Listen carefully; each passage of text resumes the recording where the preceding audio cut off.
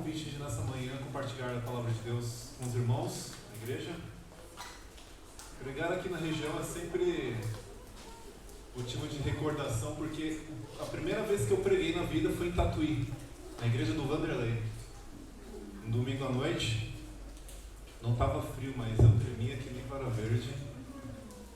Naquele dia os irmãos foram bem cedinho para casa, porque minha pregação acho que durou 15 minutos. E Deus foi capacitando e depois passamos a frequentar o grupo do colégio, né? A igreja se dividiu para começar ali as atividades no colégio. E era interessante porque ali o que tinha menos cargos tinha 4 cargos. Então, eu que mal cantava na época, regia, cuidava do som, pregava, fazia anúncio, tocava. Tirava oferta, voltava a cantar e cuidar do som ao mesmo tempo. Mas era uma bênção servir a Deus, era uma bênção aceitar o chamado de Deus. Confesso para os irmãos que receber um convite para pregar não é um convite fácil, porque é um chamado. E Senhor, o que o Senhor quer que possamos compartilhar com os irmãos, com a igreja. E eu não sei quantos passam por esse dilema, né? Eu passo alguns dias pensando em Senhor, isso, aquilo, e abro alguns livros, dou uma olhada na estante, e Deus vai conduzindo. E nessa manhã eu vou compartilhar com os irmãos um pouquinho do que está escrito ali no livro de Lucas, capítulo 10, 25 e diante. Fala um pouquinho sobre a parábola do bom samaritano. Chamamos a parábola do bom samaritano, mas a gente vai entender algumas coisas aqui. E quando nós estudamos a palavra de Deus junto com o espírito de profecia, aqui a gente vai usar o desejado de todas as nações, existe um capítulo que é o 54, com o mesmo título, o bom samaritano. Irmãos, a gente não chove no molhado, a gente não fica na mesmice, é o homem que vai lá e ajuda, outros que não ajudam. Tem tanta lição aqui, irmãos, que Deus me impressionou e me mostrou nessas últimas semanas, esses últimos dias, estudando esse assunto, e é um pouquinho disso que a gente vai fazer. Não vai ser uma palestra, não vai ser algo que eu vou sair falando, mas estudo, a gente vai ler bastante, porque é Bíblia e Espírito de Profecia. Eu quero que a mesma experiência que Deus me proporcionou a estudar esse tema, ao ler os textos, eu quero que os irmãos tenham agora nesse momento. Então a gente vai ler bastante, se quiserem anotem, se vocês têm esse livro Desejado de Todas as Nações, parem depois um tempinho para ler em casa, são 5 páginas, bem curtinho, mas tremendo e profundo. Então peço que os irmãos abram a Bíblia no livro de Lucas, capítulo 10, versos 25 a 37, e aí são os textos básicos que nós vamos usar na meditação de hoje. Com a Bíblia aberta, feche os seus olhos, vamos orar. Querido Jesus, somos gratos pelo Teu cuidado, Tua proteção sobre cada um de nós. Somos gratos por estarmos aqui na Tua Santa Casa de Oração. Já temos passado algum tempo aqui, passamos o momento da escola sabatina, um tema tão profundo, tão necessário para nós, Senhor, para o nosso crescimento, para o nosso entendimento daquilo que o Senhor tem preparado para nós, de tudo que o Senhor deixou registrado. E agora, nesse momento do culto, não será diferente, Senhor. Que seja um momento de estudo, de reflexão profunda sobre a Tua Palavra, de entender, Senhor, talvez de um trecho da Bíblia que é tão conhecido, aparentemente tão simples, mas o Senhor traz tremendas lições, tremendos ensinamentos e também promessas ali dentro. Senhor, nos abençoe, que a Tua Palavra seja aberta, que as nossas mentes estejam abertas ao Teu entendimento, à Tua mensagem. Que não seja eu falando, mas o Senhor, por favor. Em nome de Jesus, amém. Então, começando, esteja aí com a sua Bíblia, no capítulo 10 de Lucas, capítulo 10, verso 25, a gente vai ler alguns versos, vamos fazendo uma pausa e fazendo algumas reflexões em cima. Então, só para um contexto um pouquinho aqui a respeito, quando a gente pega cronologicamente nesse livro aqui, um pouco antes de Jesus falar sobre a história do bom samaritano, houveram algumas questões antes no livro. Se você volta talvez uma página ali, a gente vê o que? A gente vê os discípulos discutindo entre eles sobre quem seria o maior no reino dos céus. A gente vê também uma situação onde Jesus ele está enviando os discípulos para irem preparando o lugar para que ele chegue e traga a mensagem. E então, alguns discípulos vão até Samaria. E eles vão procurar preparar as coisas para que Jesus depois venha, e eles são rejeitados. E há aquela situação onde os discípulos falam: Senhor, querem que mandemos fogo do céu para cá? Para destruir tudo isso aqui? Que povo é esse? Jesus fala: não é isso. Não vim para destruir. E depois, um pouco mais à frente, Jesus, ele, não somente através dos 12, mas ele... Então Jesus convoca 70 homens pregadores da palavra de Deus e os envia de 2 em 2. Passa alguns versos da Bíblia ali. Então esses 70 eles voltam falando: Senhor, quantas coisas aconteceram quando fomos enviados, os demônios foram expulsos, milagres se realizaram. Então passa pouquíssimos versos, a gente cai então na história do bom samaritano, capítulo 10, verso 25. Então a gente tem aqui a seguinte situação: e eis que certo homem, intérprete da lei, se levantou com o intuito de pôr Jesus à prova e disse-lhe: Mestre, que farei para herdar a vida eterna? Eu gostaria de estar embaixo, mas se eu estivesse embaixo, eu vou atrapalhar vocês de acompanhar aqui. Mas eu quero a participação dos irmãos. Por quais situações, por que muitas vezes Jesus era colocado à prova e pessoas faziam algumas perguntas meio capciosas? O que queriam com isso, contra Jesus? Tinha algum incômodo? Alguma coisa que fosse contra ele, né? Perante a igreja. Recriminar. Provar que Jesus era uma farsa. Provar que Jesus era uma farsa. E houveram situações polêmicas, onde colocavam em xeque se Jesus ele guardava os mandamentos de Moisés, curou no sábado, mandou o que acabou de ser curado levantar, pegar sua cama, carregar a cama e voltar para casa, e tantas coisas que as pessoas começavam a pensar, e os líderes principalmente, olhavam e falavam: mas calma aí, esse aí não guarda os mandamentos como nós guardamos. Então levanta esse intérprete da lei e faz uma pergunta capciosa, tentando pegar Jesus ali no contrapé e falar: agora entendi, você é uma farsa. Então ele pergunta: Mestre, que farei para herdar a vida eterna? Desejado de todas as nações, página 350, fala um pouquinho a respeito disso. Os sacerdotes e rabis haviam pensado em enredar, ou seja, conduzir Jesus com essa pergunta para uma situação específica. O Salvador, porém, ele não entrou em discussão. Fez com que o próprio doutor respondesse a si mesmo. Já perceberam que Jesus muitas vezes ele faz isso? Algumas pessoas vêm para ele uma situação, para querer colocar ele em uma situação complicada, e ele não responde diretamente, ele responde contra-resposta. Contra-pergunta. Eu lembro que eu tinha um cliente, Jefferson conhece. E quando ele vinha me perguntar algumas coisas, eu sempre respondia contra as perguntas. E aí chegou uma hora que ele falou: mas por que você faz tanta pergunta?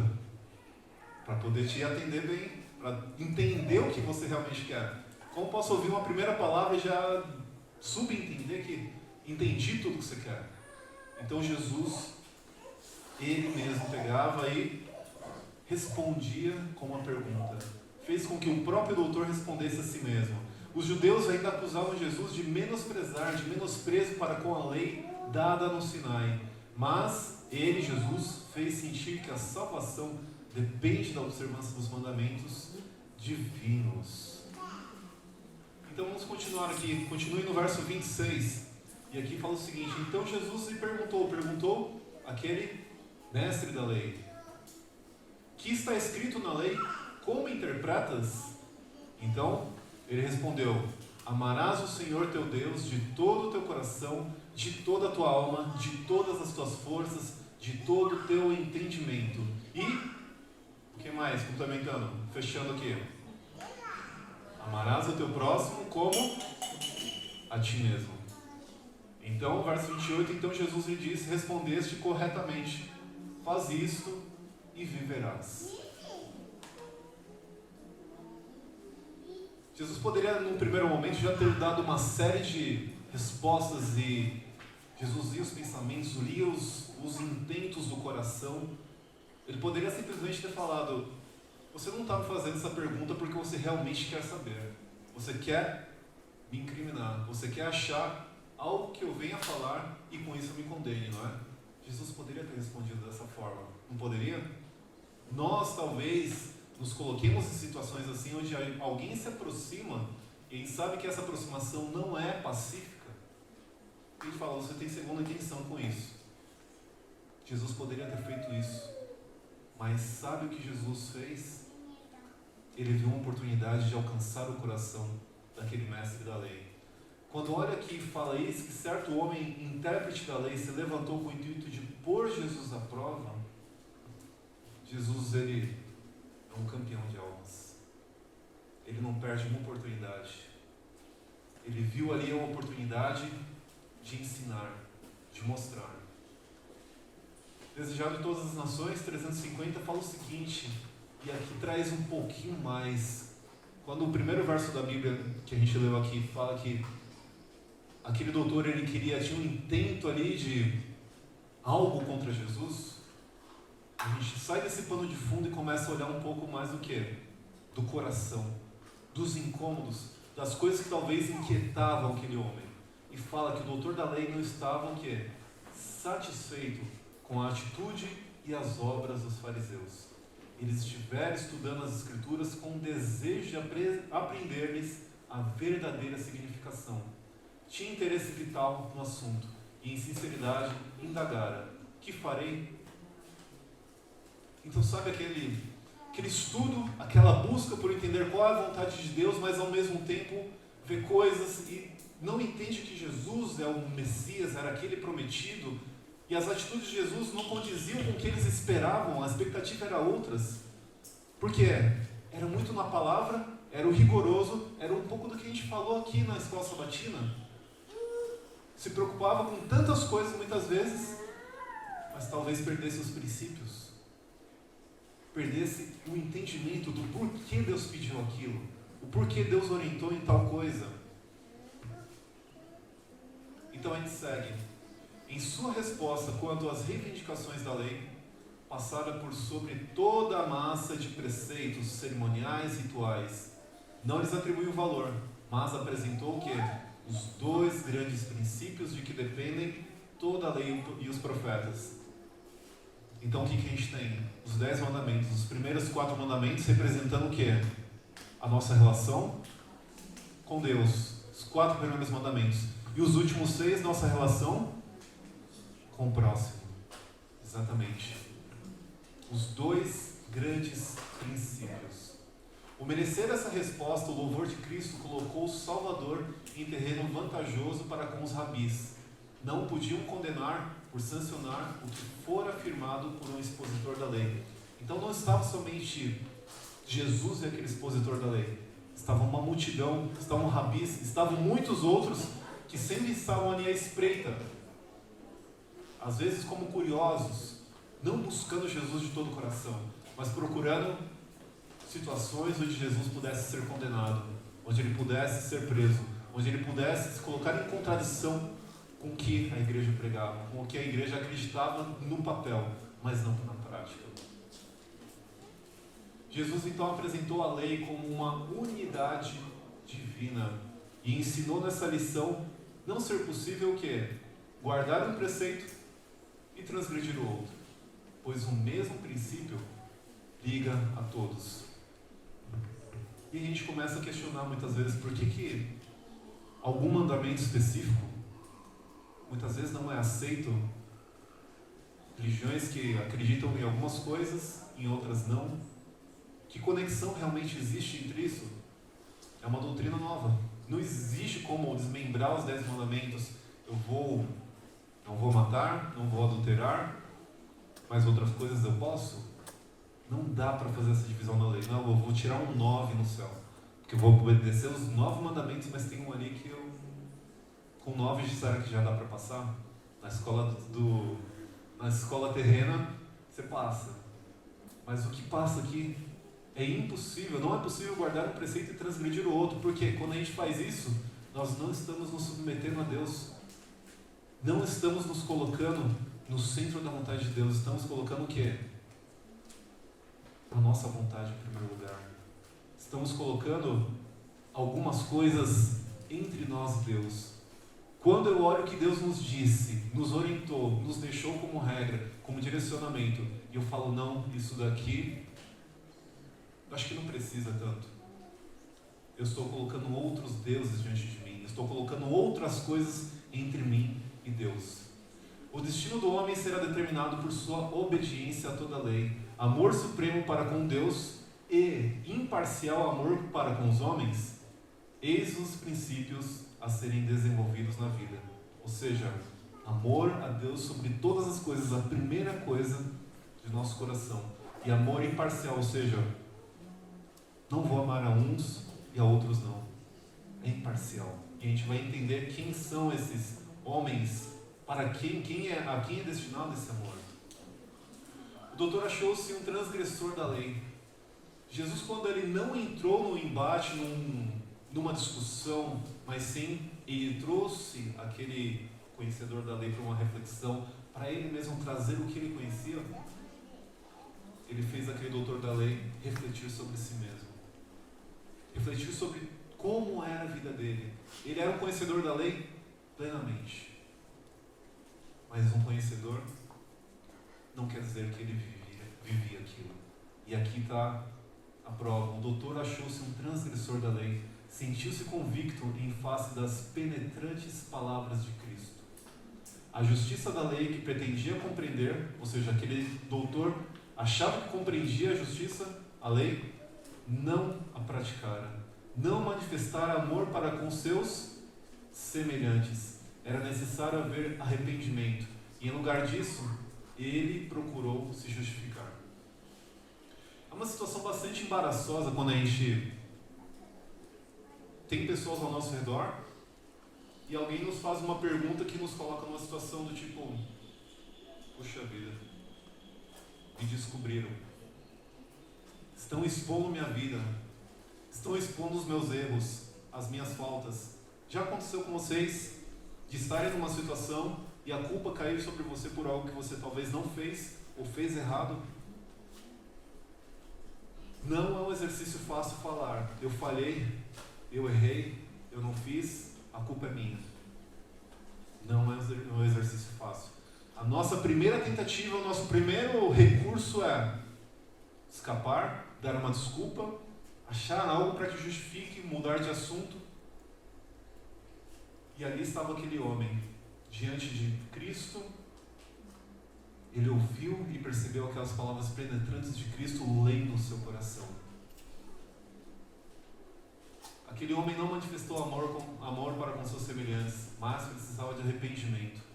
Então, em vez de reconhecer a verdade, procurou demonstrar quão difícil de ser cumprido é o mandamento. Ou seja, eu conheço os mandamentos, mas é tão difícil. Será que Deus quer tudo isso mesmo de nós? Por que eu preciso mudar tanto? Por que as coisas têm que ser tão diferentes? Por que você é tão diferente das outras pessoas? Por que quando dá o pôr do sol da sexta você não vai no happy hour com os amigos? Por que você não vai na confraternização da empresa no sábado? Por que a sua comida tem que ser diferente? Olha, sente esse cheirinho. Tinha um amigo do trabalho que ele falava: olha, Roger, é que você não come mais. Cara, o bacon dá um sabor tão bom na comida. Na salada, no tomate, no arroz, no feijão. Tudo. Mas por que você não come? Por que você não faz isso? Por que você não vai lá com a gente? Tantas coisas. Então, começou-se a colocar o quê? Como era difícil cumprir o mandamento. Então, aquele homem, aquele doutor esperava colocar-se em posição de defesa, de guarda, contra a convicção e tentar se justificar perante o povo. Era uma pessoa pública, uma figura pública, as pessoas o conheciam.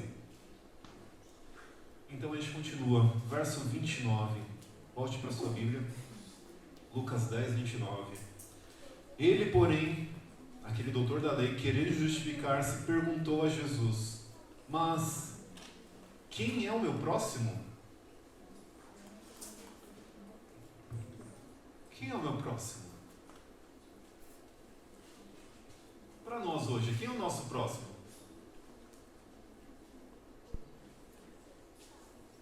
O O que significa a palavra próximo?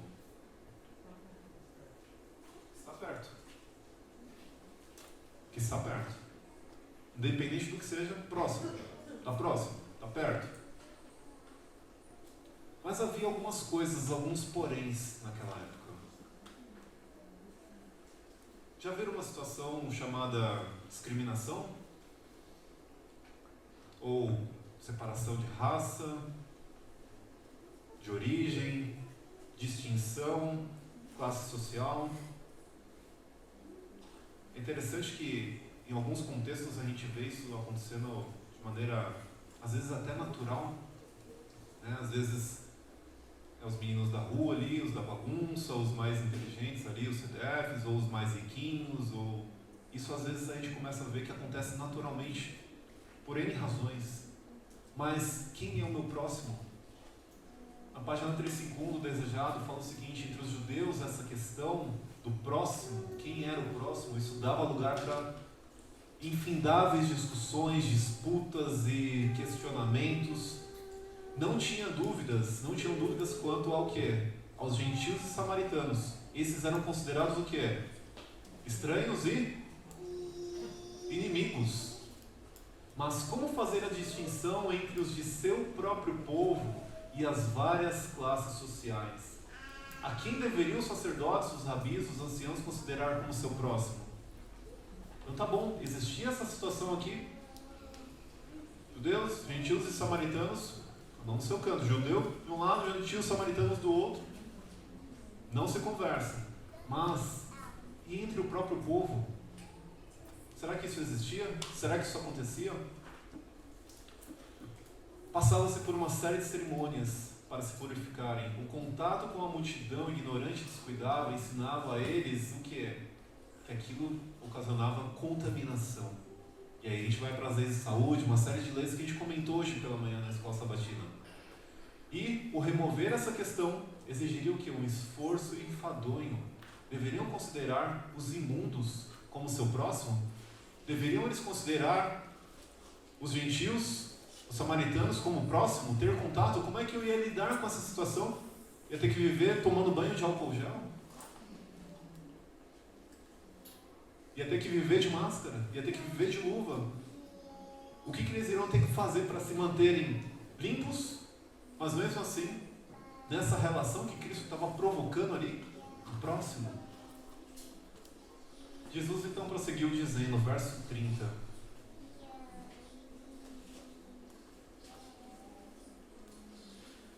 Certo homem descia de Jerusalém para Jericó e veio a cair em mãos de salteadores, os quais, depois de tudo lhe roubarem e lhe causarem muitos ferimentos, retiraram-se, deixando-o semi-morto. Primeiro ponto, eu sempre achei que o bom samaritano era uma parábola, era uma história criada para dar um contexto e ensinar uma lição. Mas isso não era uma cena imaginária, mas uma ocorrência verídica, que se sabia ser tal qual era apresentada.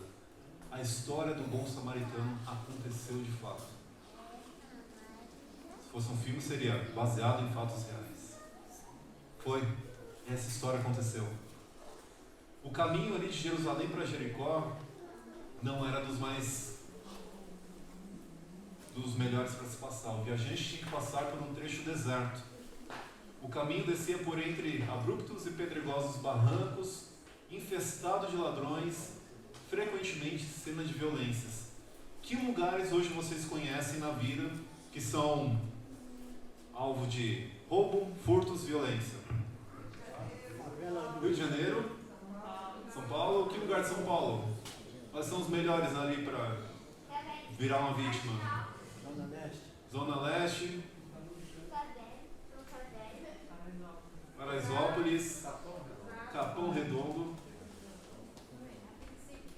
25 de março, Osasco, Marginal, o nome já fala, né? Marginal. Hortolândia, olha, agora eu fui surpreendido, não sabia que Hortolândia tinha essa... Tatuí também tem. Tatuí?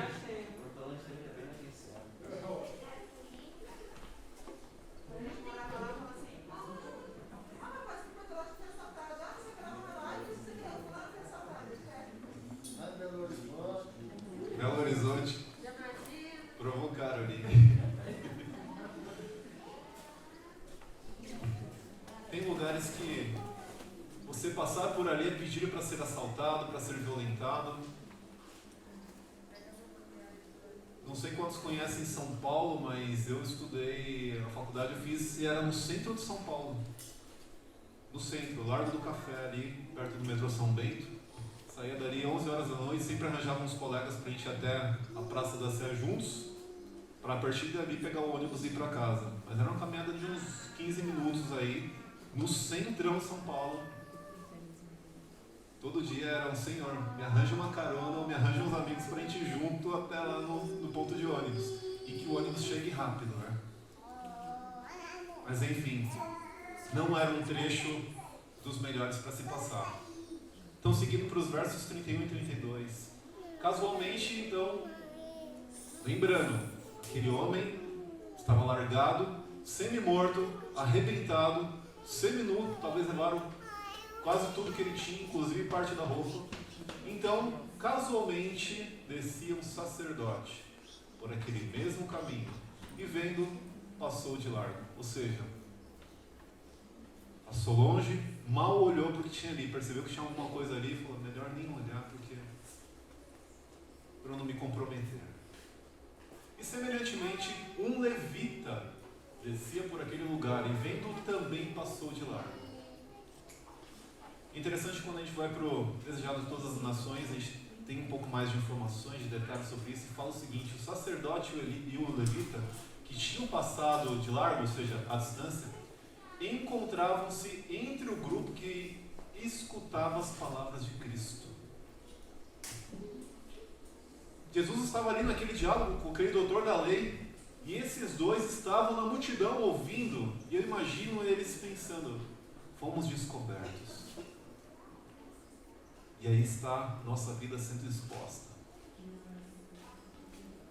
Eles tinham passado e estavam ali entre o grupo que escutava as palavras de Cristo. Um pouquinho sobre o levita. Curioso de saber o que acontecera, o levita, ele deteve-se, contemplou a vítima, sentiu a convicção do que devia fazer. Não era, porém, um dever agradável. O levita parou ainda. De alguma maneira ele pensou, preciso ajudar, mas não era dos melhores trabalhos a se fazer. Desejaria não haver passado por aquele caminho, de modo a não ter visto o ferido. Persuadiu-se, ou seja, se convenceu de que não tinha nada a ver com aquilo. Já viram aquela situação do é melhor? Alguns falam, a ignorância é uma bênção. Era melhor não saber disso, porque eu não ia ser culpado de não ter prestado ajuda. Eu não ia ser culpado daquilo que eu sei. Foi um pouquinho disso que o levita trabalhou no seu coração. Puxa, era melhor não ter vindo por aqui. Se eu soubesse que ia ter alguém todo arrebentado no caminho, eu teria feito outro caminho, deixado para outro dia eu passar por aqui. Mas olha só. Ambos esses homens, o sacerdote e o levita, ocupavam postos sagrados e professavam expor as escrituras. Pertenciam à classe especialmente escolhida para quê? O que está escrito aqui? Servir de representantes de Deus perante o povo. E o que eles deviam? Compadecer-se eternamente dos ignorantes e dos errados, para que pudessem levar os homens a compreender o quê? O grande amor de quem? De Deus pela humanidade. Representantes, luz, bênção. É a isso que eles foram chamados. É para isso que nós somos chamados. Para levar os homens a compreenderem o grande amor de Deus para a humanidade. Não somos chamados para encher igrejas. Não somos chamados para fazer as pessoas se tornarem adventistas. Tudo isso é parte. Mas é o que? Deus, sempre Deus. Levá-los a conhecer o grande amor de Deus pela humanidade. A obra que eles tinham sido chamados a fazer era a mesma que Jesus estava descrevendo como a sua mesma. Quando ele disse, o Espírito do Senhor é sobre mim. Pois o quê? Que me ungiu para evangelizar os pobres, enviou para curar os quebrantados de coração, apregoar liberdade aos cativos, dar vista aos cegos, pôr liberdade aos oprimidos. Aquilo que Jesus estava fazendo era o que ele esperava. É o que ele espera. É o que aqueles homens deveriam estar fazendo. Não somente falando. Será Será que aquilo foi algo por acaso que eles passaram por ali? Os anjos de Deus contemplam a aflição de sua família na terra. Estão preparados para cooperar com os homens em aliviar a opressão e o sofrimento. Em sua providência, não é por acaso que o levita e o sacerdote passaram ali. Em sua providência, Deus levou o sacerdote e o levita a passarem pelo caminho onde jazia a vítima dos ladrões, a fim de verem a necessidade que tinha de misericórdia e auxílio. Quem estava observando? Todo o céu. Existe até uma música que fala sobre hospedar anjos. Né? A gente se atém, na maioria das vezes, ao que está acontecendo ali. E há muito tempo atrás foi compartilhado comigo uma questão que nós temos a circunstância, que é o que a gente vê de maneira limitada, e a gente tem a realidade. A circunstância é o trabalhar, pagar as contas, comprar comida, educar os filhos. Mas o que é a realidade? Isso a gente vai porque hoje tem sido chamado de cosmovisão, do grande conflito, do que Deus tem preparado para nós, do que Deus quer para nós, independente do lugar, se em casa, se falando com o vizinho, se no trabalho, se no caminho da igreja, não importa. Mas é a questão da realidade. Todo o céu estava observando para ver o que aconteceria, para ver se o coração desses homens seria tocado de quê? De piedade pela desgraça humana. Já oraram alguma vez para que Deus colocasse uma situação e você pudesse falar da palavra de Deus para alguém? Eu lembro que um tempo, na adolescência, uma vergonha danada para falar, ainda mais sobre a palavra de Deus, né? Às vezes a gente era tido como um agente secreto, né? Você estava na escola e ninguém sabia o que você fazia no final de semana. Onde você ia de sábado, né? Eu lembro que os amigos falavam de sexta-feira à noite, balada e sábado e tal. Eu lembro que tinha um grande amigo na escola que ele ia fazer um aniversário numa danceteria e tal, e era de sábado. Puxa, se fosse de domingo eu teria ido. Porque eu não queria revelar minha identidade secreta. Mas não, todo o céu está acompanhando ali, nos coloca em situações do quê?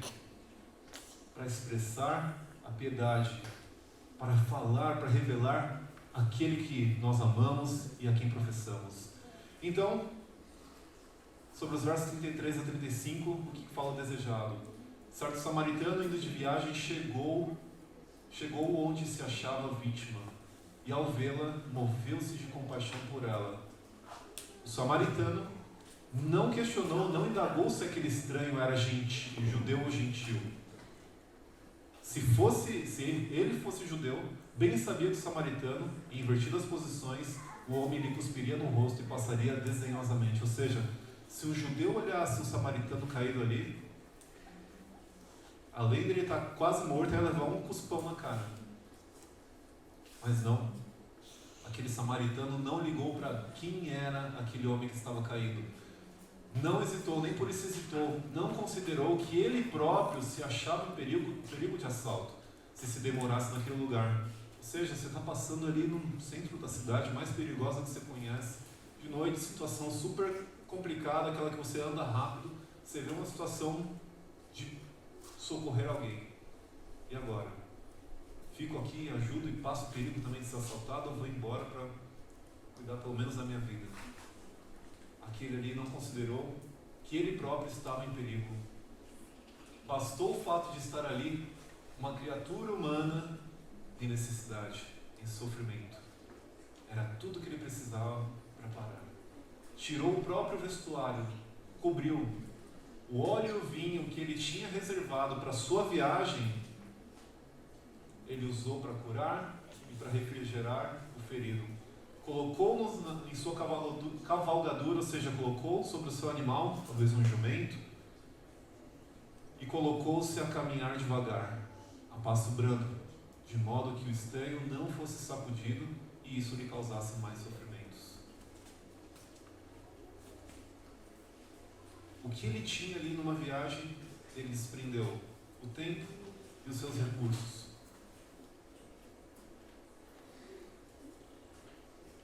Conduziu então aquele homem a uma hospedaria, cuidou dele durante a noite, velando carinhosamente.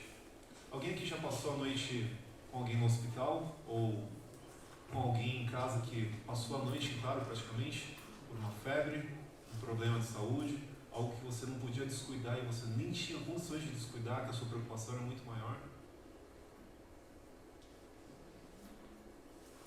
As nossas filhas nunca deram muito trabalho, mas eu lembro que a Ana Clara às vezes tinha cólica e ela passava algum tempo chorando de noite. Não tinha como. E aí Deus até deu a sabedoria, a capacidade de distinguir quando o choro era de cólica ou quando o choro era de qualquer outra coisa. Eu percebia o que era o choro de cólica dela. E aí eu já rapidamente, uma bolsinha térmica, morna, e dali a um tempo melhorava. A gente teve uma outra situação onde a gente teve que acordar de noite para dar um suporte para as crianças. Mas você passar a noite ali cuidando foi o que aquele homem fez. Cuidou dele durante a noite, velando carinhosamente. Pela manhã, como o doente houvesse melhorado, o samaritano ousou seguir viagem. Ou seja, ele viu que estava melhor, estava em condições de poder terceirizar aquele trabalho. Puxa, hospedaria, dá para vocês cuidarem a partir de agora, já está mais sob controle. E antes de fazer isso, ele então colocou os cuidados do hospedeiro, pagou as despesas, deixou um depósito em seu favor e, não satisfeito com isso, ainda tomou providências para que qualquer necessidade eventual ele depois pagaria o que fosse necessário. Eu tive um chefe, um coordenador, que ele contou que ele passou por, ele e a família passaram por um acidente de carro, o carro capotou e caiu num barranco, pouco visível pela estrada. Ele só sabe que alguém parou o carro, chamou a emergência, esteve com eles ali até a emergência chegar. Muito bem.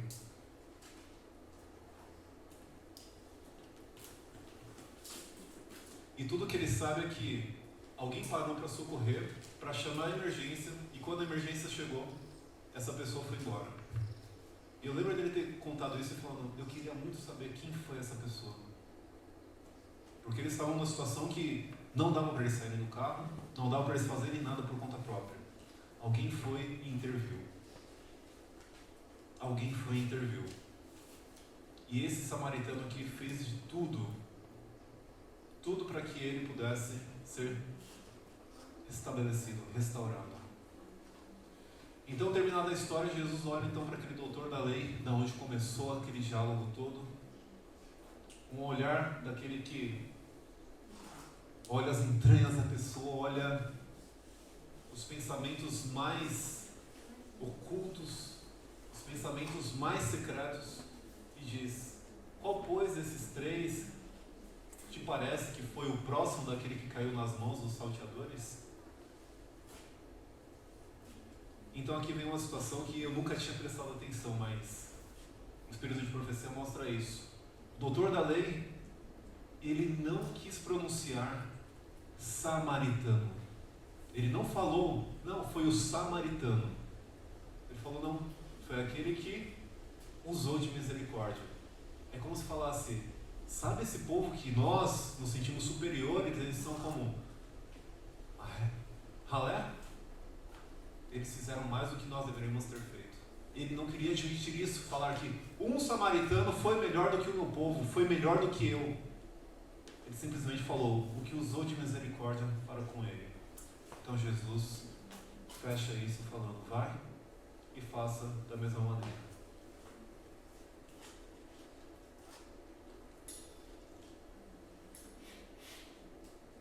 Eu acho que eu nunca estudei tudo isso daqui dessa maneira.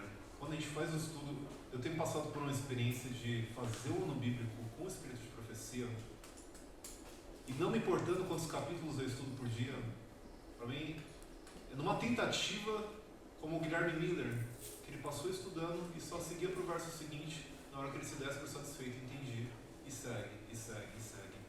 Mas quando a gente estuda a Bíblia com o Espírito de Profecia, nosso entendimento sobre o que Deus nos mostra aqui é muito maior, é uma bênção tremenda.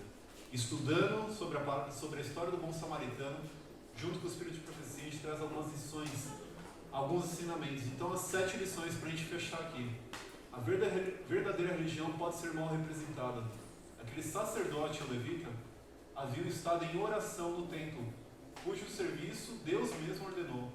Participar desse culto era um privilégio, um grande e exaltado privilégio. E o sacerdote e levita sentiram que, sendo tão honrados de participar de algo que não era para todos, estava abaixo da dignidade servir a um sofredor desconhecido jogado ao pé da estrada.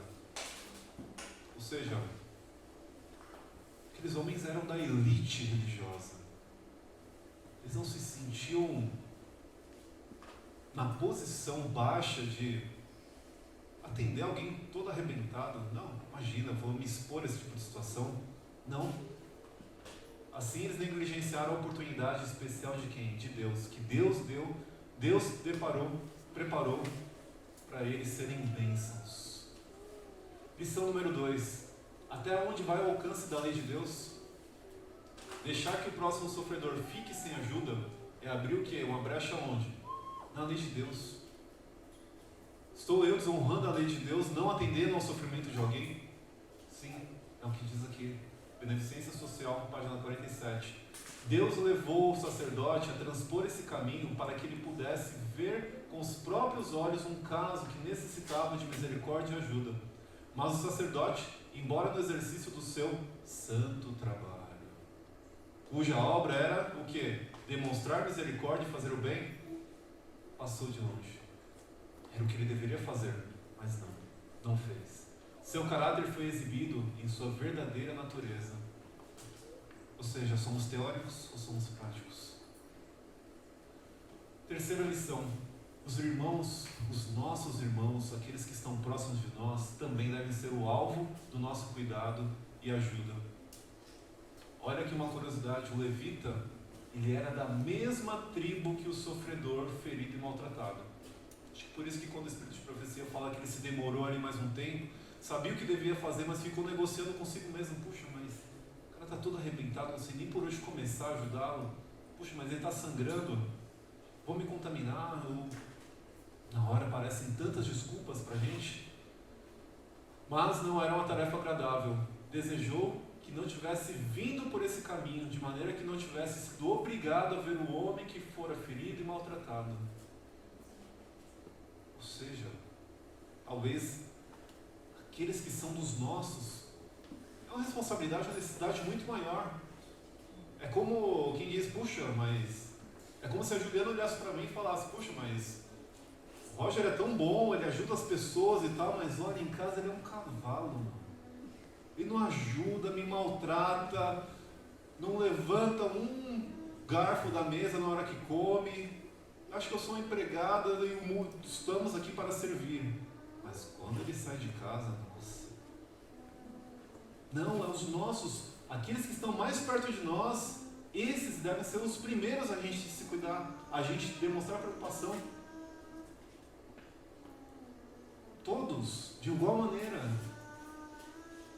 Alguns, é interessante, às vezes há uma facilidade em se demonstrar bondade com os estranhos e com os conhecidos, você é mais... Não precisa disso. Não, ela se vira, está tudo bem. Mas não. Quem é o meu próximo? Não é alguém da nossa igreja, somente está na mesma fé. Não tem a ver com raça, com cor, com classe, mas é o quê? Todo aquele que precisa do nosso auxílio, toda alma que está ferida, quebrantada, arrebentada pelo adversário, todo aquele que é o quê? Propriedade de Deus. Tem alguém que não é propriedade de Deus? Não tem. Ou seja, todos são propriedade de Deus. E aqui vem uma das coisas que eu não tinha parado para prestar atenção. Mas aquele homem da história somos nós. Aquele homem da história que estava arrebentado no caminho, ele foi o quê? Foi enganado. Provavelmente alguém se aproximou dele, conversando, puxando conversa, e de repente ele outro por trás e deu um golpe. Levaram tudo, feriram ele, arrancaram tudo que ele tinha. Ficou arruinado porque é Satanás quem opera tudo isso. Estava ali a ponto de perecer. E nós, será que existe alguma semelhança? Fomos enganados. Desde o céu, Satanás vem enganando. Jardim do Éden. Cada dia, Satanás nos engana, nos querendo enredar por caminhos que parecem bons, mas no final são caminhos de morte. Fomos feridos. tiraram tudo que nós tínhamos. E sabe o que é o tudo? Existe uma música do Daniel Nishki que fala: Jesus Cristo, tu és noivo, semeador, meu bom pai, meu pastor. Jesus Cristo, tu és tudo. É isso que Satanás quer nos tirar. Com Cristo temos tudo. Então Satanás quer nos deixar o quê? Arruinados, deixados então a perecer. Talvez estejamos em situações, ou já estivemos em situações, onde Satanás tem nos feito como um joguete. Estamos ali arrebentados, caídos no canto. E aí vem o quê? Vem o bom samaritano. Jesus. O bom samaritano seguia pelo seu caminho, mas se compadeceu do ferido. E Jesus teve compaixão do nosso estado de desamparo. Deixou sua glória, o céu, para quê? Para vir em nosso socorro. Nos achou quase a morrer e tomou-nos ao seu cuidado. Sem Cristo, sem o Salvador, qual seria o nosso destino? Nosso único destino? A morte. Aquele bom samaritano limpou as feridas. Cristo curou as nossas feridas. O samaritano tirou a sua veste e cobriu o ferido. Vem Jesus e nos cobre com a sua veste, com o seu manto de justiça. Aquele samaritano colocou aquele homem caído sobre o seu animal, levou para a hospedaria e tratou dele. Deus vem nos dar um seguro abrigo. Um seguro abrigo. Aquele samaritano tratou daquele homem caído, daquele homem arrebentado, pagou 2 denários para que ele continuasse sendo cuidado. Jesus veio e a sua própria custa deu todas as providências necessárias em nosso favor e deu a vida. Deu a vida para nos resgatar. E por último, página 427 do Desejado. A solução de tudo está no que é o primeiro lugar na sua vida, na minha vida. Quando Deus ocupa o lugar que lhe é devido no trono do coração, será dado ao próximo o quê? O lugar que lhe pertence. Amá-lo-emos como a nós mesmos. Só quando amamos a Deus de maneira suprema é possível amar o nosso semelhante com imparcialidade. Isso me lembra um amigo, um grande amigo, padrinho de casamento inclusive, que ele falava para a esposa o seguinte: não se preocupe, não desconfie de que em algum momento eu esteja traindo você com outra mulher ou qualquer outra coisa do tipo, fazendo algo escondido. Mas olhe como está a minha relação com Deus. Se a minha relação com Deus não estiver boa e você perceber isso, aí o nosso casamento está em perigo. Porque se eu não amo a Deus, que é o Criador, que é o Redentor, que é o Deus Todo-Poderoso, qual vai ser a minha relação com aqueles que são semelhantes a mim? Nenhuma. Mas quando a gente entende o lugar de Deus, Deus está em posição suprema em nossa vida, nós vamos amar o semelhante de maneira imparcial. Quero chamar a Luciana para que venha cantar a mensagem musical final. Há muitas coisas que a gente pode aprender com essa lição, pontuei algumas aqui, mas eu diria que quando deixamos que coisas se coloquem entre nós e Deus, quando Deus não é o primeiro lugar em nossa vida, e às vezes em pequenas coisas que a gente acha, poxa, será realmente que precisa disso tudo?